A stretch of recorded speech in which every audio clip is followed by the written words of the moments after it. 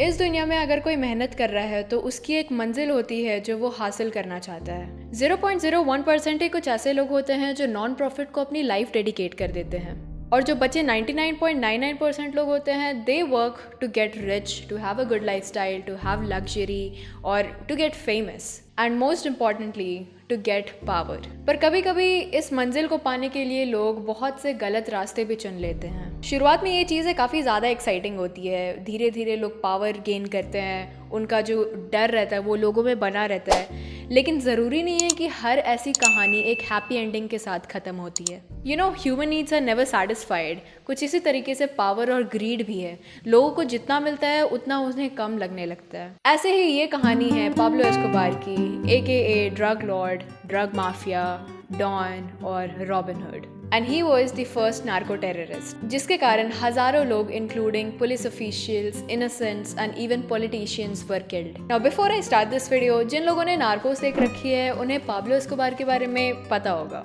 और जिन लोगों को नहीं पता, What do you think I'm here for? Coming from a poor background, Pablo knew the value of money. किसी भी क्रिमिनल की तरह इसका डेवलपमेंट भी बहुत ज़्यादा ग्रेजुअल हुआ। अर्ली स्टेजेस में पाब्लो ग्रेवयार्ड से ग्रेवस्टोन्स चुराया करता था और उसे अच्छे दाम में बेचा करता था।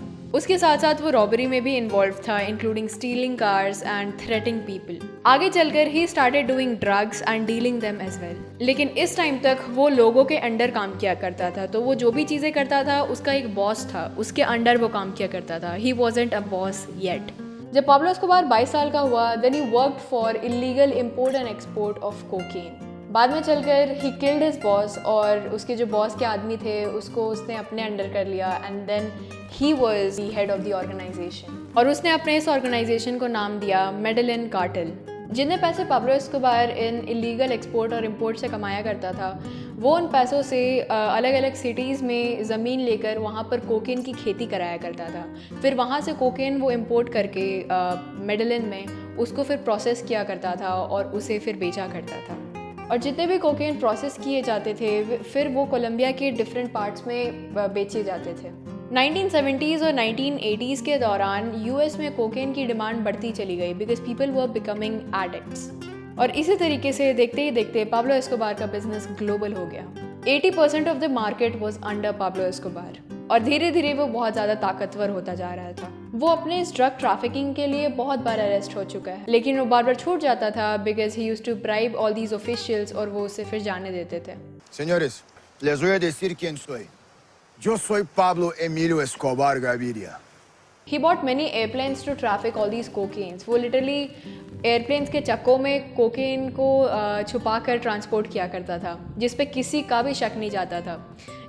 पाब्लो एस्कोबार के जो इनोवेटिव आइडियाज़ हुआ करते थे to illegally transport all these drugs were amazing. Pablo Escobar को रिचेस्ट मैन की लिस्ट में भी काउंट किया गया है। वो इतने ज़्यादा पैसे कमा रहा था अपने इस बिज़नेस से, दैट वाज अनबिलीवेबल। वो एक दिन में मिलियंस ऑफ डॉलर्स कमाया करता था just by trafficking all these drugs.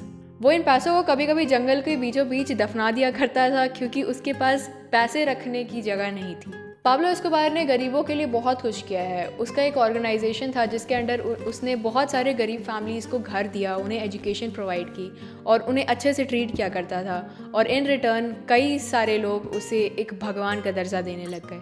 अब धीरे धीरे पाब्लो एस्कोबार के राइवल्स और कॉम्पिटिशन्स दोनों बढ़ रहे थे, and one of the cartels by the name Cali cartel were one of the biggest enemies of Pablo Escobar.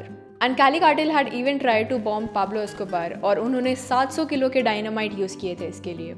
Luckily Pablo और उसकी फैमिली बच गई थी इस एक्सप्लोजन में, लेकिन इसके रिवेंज में पाब्लो एस्कोबार ने सिटी में कई जगह बहुत सारे बॉम्बिंग्स कराए, जिसके वजह से बहुत सारे इनोसेंट लोगों की जान चली गई। इस चीज़ ने एक टेरर का रूप ले लिया। इसके कई समय बाद जाके पाब्लो ने सरेंडर किया, लेकिन एक शर्त पे कि उसे खुद की बनाई जेल में रहने दिया जाए। ला कैथीड्रल वॉज अ जेल जिसमें पाब्लो एस्कोबार को रखा गया। बाय द वे, अगर आपको लग रहा होगा कि ये कोई जेल है जहाँ पर एक कैदियों की तरह रखा जा रहा हो पाब्लो एस्कोबार को, तो ऐसा कुछ नहीं था। La Cathedral was no less than a mansion, जिसमें swimming pool, football field, casinos, bar, it was like the luxury for Pablo Escobar. La Cathedral के अंदर से भी पाब्लो एस्कोबार अपने बिजनेस को चला रहा था। तो गवर्नमेंट को फैसला करना पड़ा कि उसे एक मैंशन वाले जेल से हटाकर एक एक्चुअल जेल में डालना पड़ेगा। और इससे पहले कि वो कर पाते, Pablo Escobar was one step ahead and he made a secret tunnel जहाँ से वो भाग गया। प्लाता ओ प्लोमो, जिस टर्म से आप बहुत ज़्यादा वाकिफ़ हैं, इसका मतलब था सिल्वर और लेड। नहीं तो पैसे रख लो, नहीं तो अपनी जान दे दो। Plata o plomo. Plata o plomo. Plata o plomo. He used this to bribe all these agencies और जो भी लोग उसके पीछे पड़े थे। और जो ये चीज़ नहीं मानता था उसे पाब्लो एस्कोबार मार दिया करता था, and even their family members. अब पाब्लो का पॉलिटिक्स में बहुत ज़्यादा इंटरेस्ट था। He always wanted to be a part of the politics. Un día yo voy a ser presidente de la República de Colombia. लेकिन उसके क्रिमिनल पास्ट के लिए उसे उसकी जो पार्टी थी, न्यू लिबरल पार्टी, उसे निकाल दिया गया, and he did not like it. Rodrigo Lara Bonilla was a lawyer and an official जो ड्रग ट्रैफिकिंग के अगेंस्ट थे, and of course Pablo Escobar के भी अगेंस्ट थे, एंड पाब्लो एस्कोबार ने उनका मर्डर करा दिया। और इसी के बाद पाब्लो एस्कोबार के करियर का डाउनफॉल शुरू हुआ। People started hating Pablo Escobar in Colombia, जिसके वजह से उसे कोलंबिया छोड़ के अमेरिका जाना पड़ा, because America was safe for Pablo Escobar.